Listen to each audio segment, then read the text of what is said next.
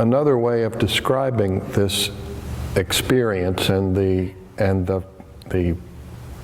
work that we are doing to discover and completely express our own deepest creative energy is to understand it as a Navapaya is finding the love,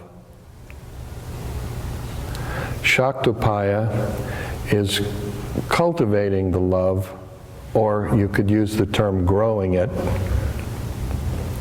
until you move into the dimension of Shambhavapaya, in which you are the love, and you realize that the love, you weren't growing the love was growing you.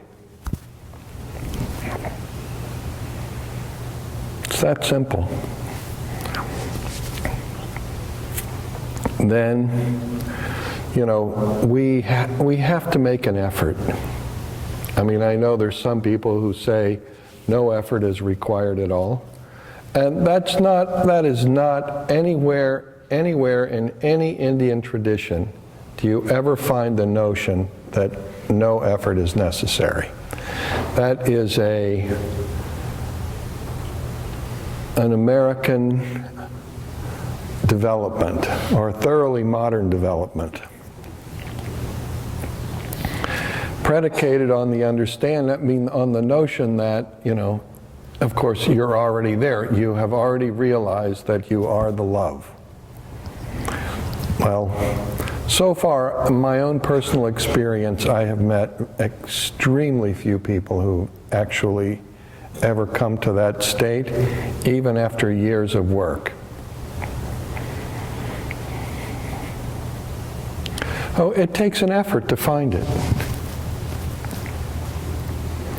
And to hold that space takes an effort.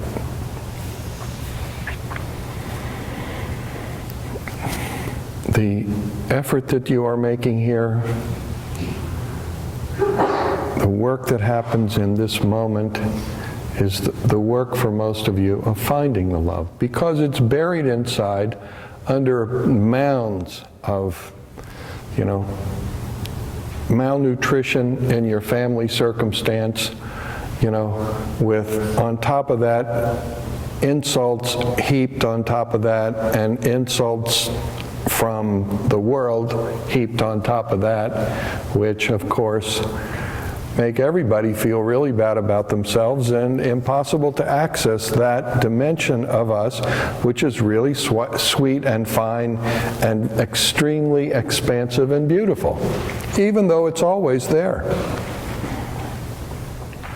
Having found the love, holding that space of connection. And really, in English, what the word love means is it means the ultimate creative energy manifest in the form of interconnectedness, or manifest in the form of connection is another way of putting it. Holding that space of connectedness and allowing that experience to fully express itself is the palpable experience of our interconnectedness in all living events, in life itself. This state of interconnectedness is beyond tension. It's beyond attraction and aversion. It is beyond acceptance and rejection. It is beyond all of the petty bullshit that goes on between people every day, which is mostly misunderstanding and noise. One of the things that so few people understand is that most of what they experience in their day is just noise. You know, and lacking discrimination, We take this, 90% of what we experience every day, the noise, as having some meaning to it, which we either have to accept or reject.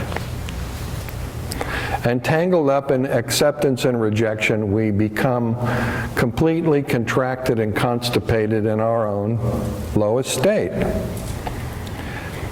Having experienced, having awakened the love within yourself, having found it, awakened it, cultivated it, you have a basis for discrimination that allows you easily to understand what is substance and what is just noise, and to let the noise go. Why even bother?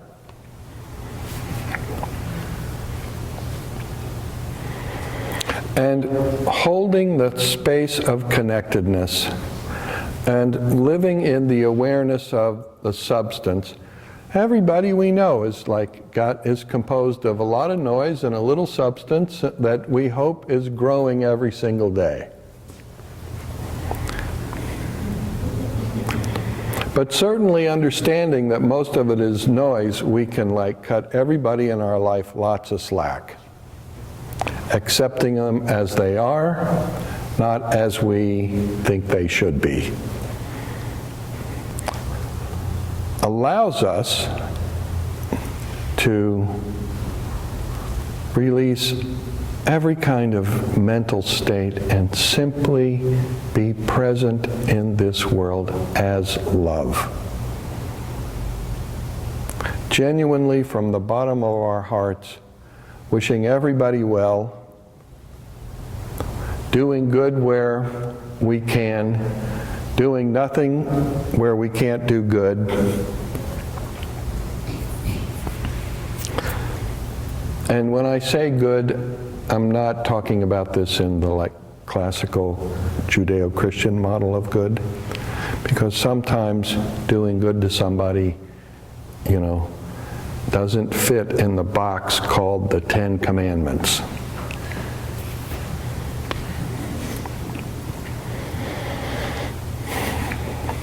Sometimes. Most of the time, yes, but sometimes definitely not.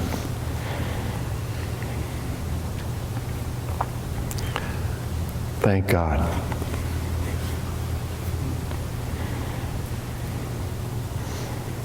Because nobody in this room that as I look around, actually fits in that box.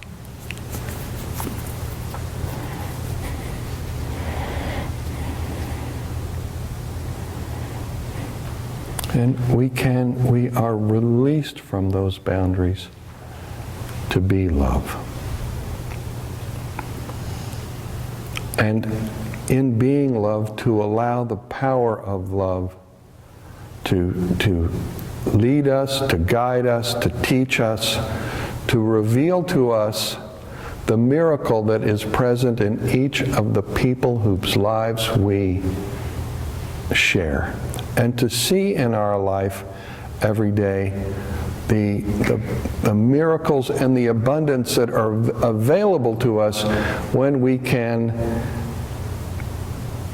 surrender our ego and release our tensions and find the love and hold that space of connectedness long enough that we are lifted up into a state of complete surrender to love, which is so delicious and beautiful and, blesses everybody who we come in contact with.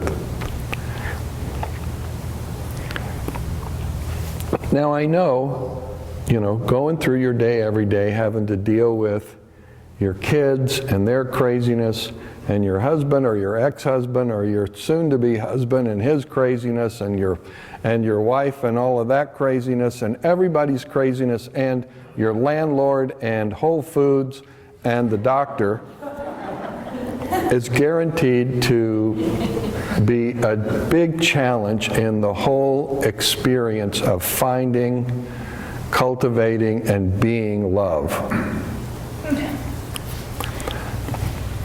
Certainly, I think the challenge in this time and space is very great. maybe greater than it's ever been. Maybe not. You know, it seems like if we were living in Rome in the 2nd century, it'd probably be equally shitty and difficult, just different shitty and difficult.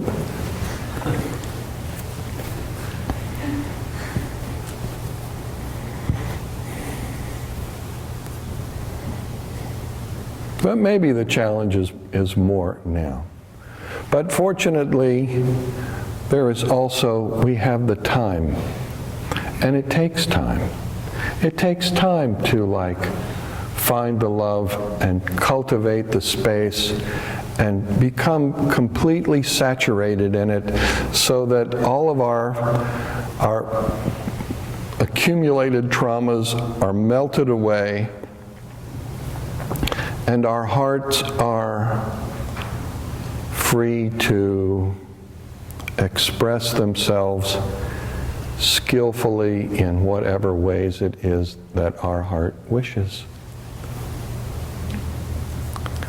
Spiritual work is not about some belief system or, like developing a whole new identity. I mean, you will develop a new identity, but it's not one that is contrived in any way. It is an identity that is authentically you and an expression of your deepest creative capacity. And that's what Tantrism is about, that's what Kundalini Yoga is about, that's what the Shiva Sutras and all the scriptures that we'll look at are about. And I personally believe deeply that we are not in this world to work for some corporation, to earn money that we give to Whole Foods and the doctor and our landlord, and especially the banks. I don't think that's why we're in this world. I don't think we're in this world. I do not believe we are in this world to get on the treadmill, like we were living in a hamster cage. I think we were in this world to digest and transcend that entire level of experience and become the love that we so deeply wish for in our lives. And becoming that love, you may not get what you want. I mean, after 40 years, I haven't gotten what I wanted, thankfully.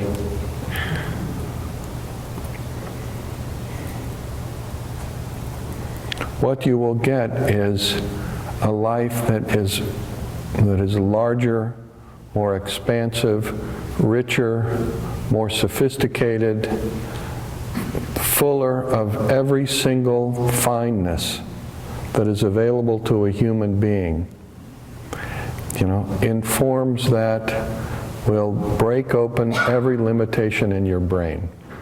And how fantastic is that? So Anavapaya, from Stanakalpana through Dhyan, is finding the love and increasingly cultivating it. Shaktapaya is the awareness of holding the space of that love, holding the awareness of that love, holding the experience of the vibrancy of that love as it resonates in you and literally crumbles every boundary. Mantra is the awareness of the resonance of love that dissolves every obstacle and every boundary. And finally, Shambhavapaya is being the love. Completely beautiful. And I wish it for you. Namaste.